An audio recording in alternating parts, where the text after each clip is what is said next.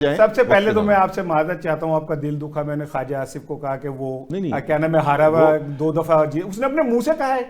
नहीं आप उनकी सुन लें, उन्होंने अपने मुंह से कहा कि हाँ मैंने जनरल बाजवा को मैसेज किया कि मैं हार रहा हूं, मुझे जितवा दो। अगर मैं ये क्लिप अभी निकाल के आपको दिखा दूं आपके प्रोग्राम में, किस इलेक्शन, किसी भी इलेक्शन में, किस इलेक्शन नहीं, अगर मैं अभी निकाल के दिखा दूं तो आप अपने अल्फाज वापस ले लेंगे। किस इलेक्शन में? नहीं मैं कह रहा हूं किसी इलेक्शन में, ये कोई मैं अभी वो राणा साहब आप मुझे इलेक्शन साथ बताएं, वो 2018 का इलेक्शन था नहीं, ये आप जिसमें वो माने कि हाँ मैंने बेईमानी से जीता है, दिखा दूं मैं? वो आरटीएस वाला इलेक्शन दिखा दूं मैं, या ये वाला इलेक्शन? मैं कह रहा हूं आरटीएस वाला था या बीटीएस वाला था, मैं वो दिखा दूं? सर फिर तो अगर ये बात थी तो फिर तो 2018 के अंदर जो जीत के आए वो सारे इसी वजह से जीत के आए, इन्हीं फोनों पे जीत के आए। मुझे अच्छा लग रहा है आप ख्वाजा आसिफ को डिफेंड कर रहे हैं, और बात ख्वाजा आसिफ की तक पहुंचा दे, बात सिर्फ ये चाहने वाले कहां बैठे, भाई पहुंच जाएगी।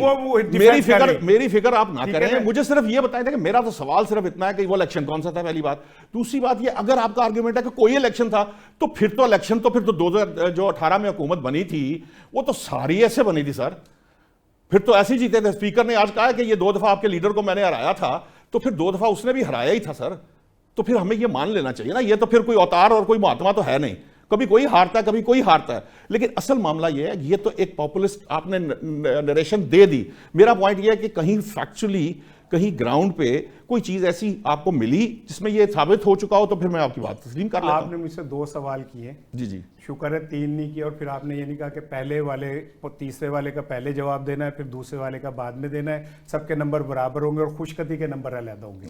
क्योंकि आपने मुझे 3-4 सवाल कर दिए कि जी इसका जवाब दे, इसका जवाब दे, इसका जवाब दे। मैं भूल गया तुझे असल पूछना की चाहते हो, आप मुझसे ये कहलवाना चाहते हैं कि ख्वाजा आसिफ मासूम है, वो बिल्कुल सही जीते हैं। एक मिनट सुन लेना, मेरा सवाल भूल गया एक्चुअली अपनी बहस के अंदर। मेरा सवाल ये था कि ये सियासी रवैये जो हैं, फर्ज करें हम ये इल्जामात, आप इसको उल्टा लेते हैं, आप इसको यूं कर लेते हैं कि वो खातून जो आपके नजदीक जीत गई थी वो इस वक्त वजीर दिफा है और ख्वाजा आसिफ हार गया था वो है। चले इसको इस तरह उल्टा के मैं बात कर रहा हूं। ये सियासी रवैये, आपको लगता है कि इस रवैये या इस रविश के साथ क्या हम कोई किसी तरफ पहुंच पाएंगे? क्या इससे कोई पॉलिटिकल मैच्योरिटी डेवलप हो पाएगी मुल्क के अंदर?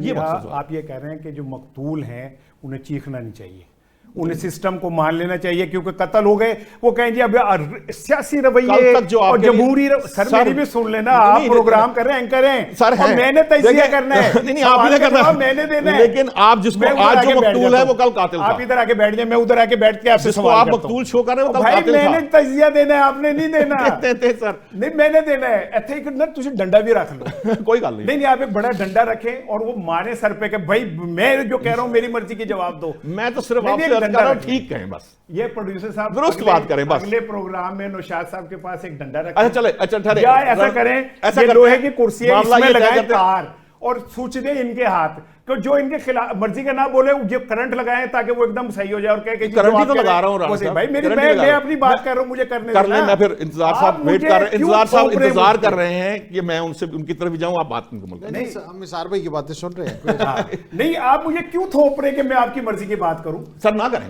आप करें, आप मुझे बार-बार क्यों कहते हैं कि जी मैं ये वाली बात सही है, ये वाली बात मेरी मर्जी है कि मैं जो अपने तजज़िया समझता हूं मैं आपकी मर्जी का नहीं दूंगा। आप जब फैक्चुअली उसको टिल्ट करते हैं, उसको मैन्यूवर करते हैं, आप उसको गलत बात को सही का तो मेरा तो काम है। आप प्रोग्राम एंकर रहे हैं, काजी फाइज ईसा ना बने। ओहो, कि जो आपको छेड़ रहेगी, वो कहे कि मैं तेरा केस नहीं सुनता, मैं तुझे निकाल दूंगा। वो केस आप लोगों का फेवर का सुनता होता तो काजी फाइज ईसा इस दुनिया का सबसे बेहतरीन आदमी होता।